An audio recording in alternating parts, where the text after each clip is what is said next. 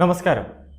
വീണ George, താങ്കൾ കേരളത്തിന്റെ ആരോഗ്യമന്ത്രിയാണ്. Medical college ഉൾപ്പെടെയുള്ള സർക്കാർ ആശുപത്രികളിൽ പോയാൽ മരുന്നുകളോ ഡോക്ടർമാരോ ഒന്നും അവരുടെ ഇരിപ്പിടങ്ങളിൽ കാണാൻ പറ്റില്ല.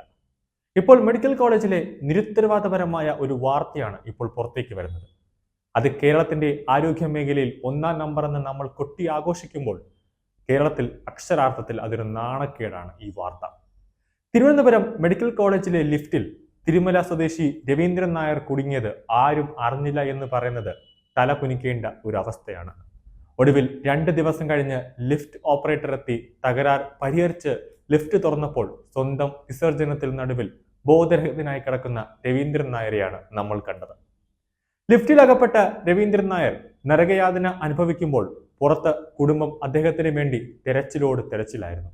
2 ദിവസവും ഒരു പകലും ആ മനുഷ്യൻ അവിടെ കിടന്നപ്പോൾ എന്തേ ആരും അറിഞ്ഞില്ലേ?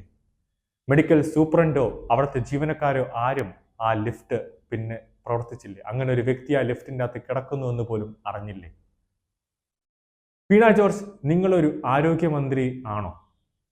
നിങ്ങൾക്ക് കുറച്ചെങ്കിലും ഉത്തരവാദിത്വം ഉണ്ട്, ഇല്ല എന്ന് പറയാൻ പറ്റില്ല.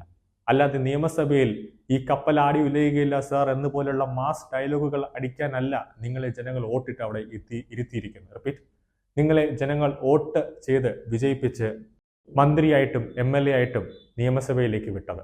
സാധാരണ നിങ്ങൾ ചെയ്യുന്ന അതേ നാടകം അന്വേഷണത്തിന് ഉത്തരവിട്ടു. എല്ലാ മന്ത്രിമാരും ചെയ്യുന്നതാണ്. വേണ്ടി വന്നാൽ 1-2 ദിവസം സസ്പെൻഡ് ചെയ്യും. അത് കഴിഞ്ഞ് ആരും അറിയാതെ, ചെവി അറിയാതെ സർവീസിലേക്ക് തിരിച്ചെടുക്കും. വല്ലപ്പോഴുമൊക്കെ ആശുപത്രിയിൽ ഒന്ന് സന്ദർശനം നടത്തുക. അവിടെ ചെന്ന് ഡോക്ടർമാരുടെയോ നഴ്സുമാരുടെയോ കുശലാന്വേഷണം നടത്താനല്ല.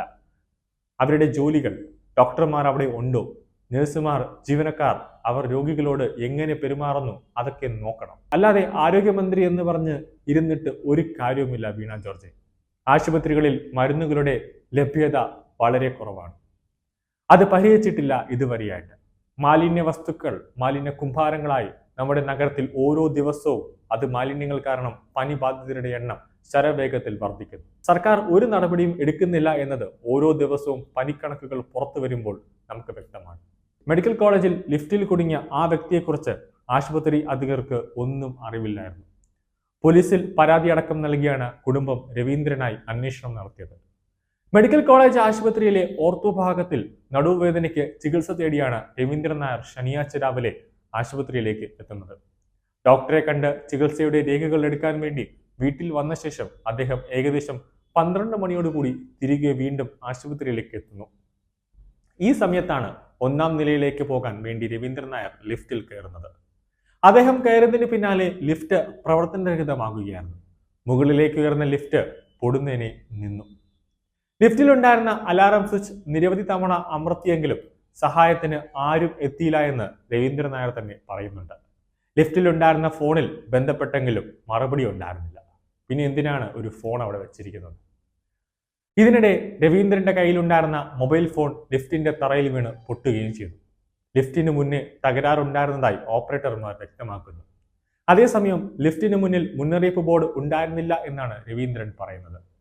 തകരാറുള്ള ലിഫ്റ്റിന് മുന്നിൽ ബോർഡ് വയ്ക്കാത്തത് ആശുപത്രി അധികൃതരുടെ അനാസ്ഥയാണെന്ന് രവീന്ദ്രന്റെ കുടുംബവും പറയുന്നുണ്ട്. ആശുപത്രി അധികൃതർക്കെതിരെ നിയമ നടപടിക്ക് ഒരുങ്ങുകയാണ് രവീന്ദ്രൻ നായരും കുടുംബവും. സംഭവത്തിൽ ആരോഗ്യമന്ത്രി അന്വേഷണത്തിന് ഉത്തരവിട്ടിട്ടുണ്ട്. കുറ്റക്കാരനാണെന്ന് എന്തായാലും മെഡിക്കൽ സൂപ്രണ്ടിന്റെ ഭാഗത്ത്, അതായത് മെഡിക്കൽ കോളേജിന്റെ ഭാഗത്ത്, ജീവനക്കാരുടെ ഭാഗത്ത് നിന്നുണ്ടായ ഒരു മിസ്റ്റേക്കാണ്, അല്ലെങ്കിൽ അവരുടെ ഭാഗത്തു നിന്നുണ്ടായ തെറ്റാണെന്ന് എന്തായാലും മെഡിക്കൽ സൂപ്രണ്ട് റിപ്പോർട്ട് എഴുതി കൊടുക്കത്തില്ല. കുറ്റമെല്ലാം രവീന്ദ്രന്റെ തലയിൽ കെട്ടിവെക്കുക മാത്രമേ ചെയ്യത്തുള്ളൂ.